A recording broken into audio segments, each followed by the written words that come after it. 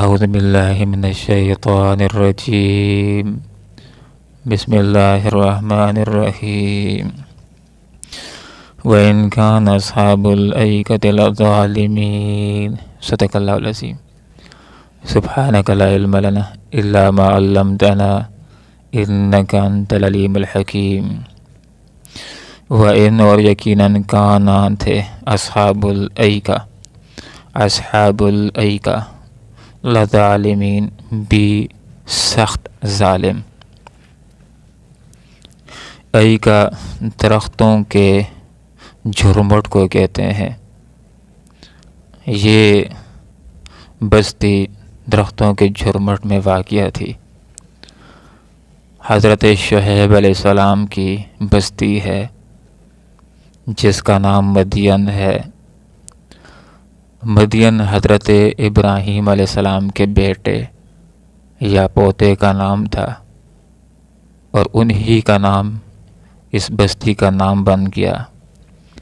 مدین کے اندر اللہ رب العالمین نے لوگوں کی ہدایت و اصلاح کے لیے حضرت شعیب علیہ السلام کو مبعوث فرمایا. حضرت شعیب علیہ السلام تشریف لائے اور لوگوں کو دعوت دیتے رہے، ایمان کی، اللہ رب العالمین کی عبادت کی. اور بعض قومیں ایسی ہوتی ہیں کہ ان کے اندر کچھ گناہ بہت معروف اور مشہور ہو جاتے ہیں، اور ان کا نام لے کر کے پیغمبر لوگوں کو سمجھاتا ہے.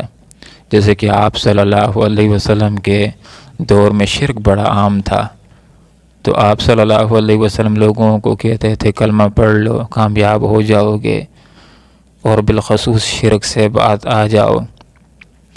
حضرت لوط علیہ السلام قوم کو دعوت دیتے رہے ایمان کی، اور اس قوم کے اندر جو پھیلے بد کی بیماری تھی خاص طور پر اس کا نام لے کر لوگوں کو وضاحت سے بتلاتے کہ گناہ ہے، اس سے توبہ کر لو. حضرت شعیب علیہ السلام کی قوم جس ہلاک کرنے والے گناہ کے اندر مبتلا تھی، وہ ناپ تول کے اندر کمی کرنا تھا. ناپ تول کے اندر کمی زیادتی کرنے کے اندر بڑے ماہر تھے. تو حضرت شعیب علیہ السلام نے لوگوں کو یہ بات سمجھائی کہ لوگوں کلمہ پڑھ لو، ایمان لے آؤ، اور خاص طور پر ناپ تول میں کمی سے باز آ جاؤ. حق حلال کا کماؤ، اللہ تعالیٰ اس کے اندر برکت دے گا. اگر یہ راستہ اختیار کر لیا حلال کا اور ایمان کا راستہ، دنیا میں بھی کامیابی ہوگی اور آخرت کے اندر بھی کامیاب ہوگے. تو جب قومیں ہلاک ہوئیں اس سے پہلے انبیاء نے بتیرا ان کو سمجھایا تھا، اور جو لوگ ایمان لے آتے تھے جب عذاب آتا تو اس عذاب کے اندر ان کو بحال بچا لیا جاتا تھا. اور عذاب سے پہلے انتہائی دردمندانہ انداز کے اندر پیغمبر لوگوں کو یہ حقیقت سمجھاتے کہ لوگوں ایمان نہیں لاؤ گے تو اپنا ہی کچھ بگاڑو گے. شعیب علیہ السلام نے بھی یہی بات سمجھائی، دن کو بھی رات کو بھی ایمان لے آؤ.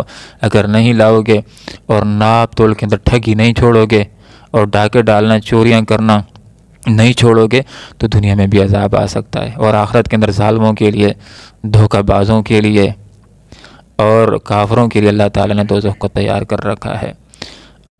شعیب علیہ السلام یہی باتیں لوگوں کو سمجھاتے رہے.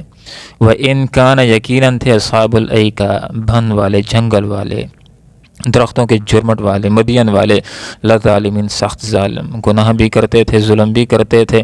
تو اللہ نے فرمایا فانتقمنا، ہم نے ان سے انتقام لیا، ہم نے ان سے بدلہ لیا. مراد یہ ہے کہ ہم نے ان کو سزا دی. وَإِنَّهُمَا، اور بے شک یہ دونوں بستیاں، لب امام مبین، واضح راستے کے پر موجود ہیں. تو کیا انتقام لیا ان سے؟ دنیا کے اندر اللہ تعالیٰ نے اس قوم کو سزا دی، اور اس قوم کے اوپر بھی 3 طرح کا عذاب آیا. ایک تو ان کے اوپر صاحباں ہوا، بادلوں کا سایہ آیا، اور دوسرا ایک چنگاڑ آئی، چیخ آئی، اور تیسرا زلزلہ آیا جس کے اندر یہ قوم ملیا میٹ ہو کر کے رہ گئی. فانتقمنا، ہم نے بدلہ لیا، منہم، ان سے.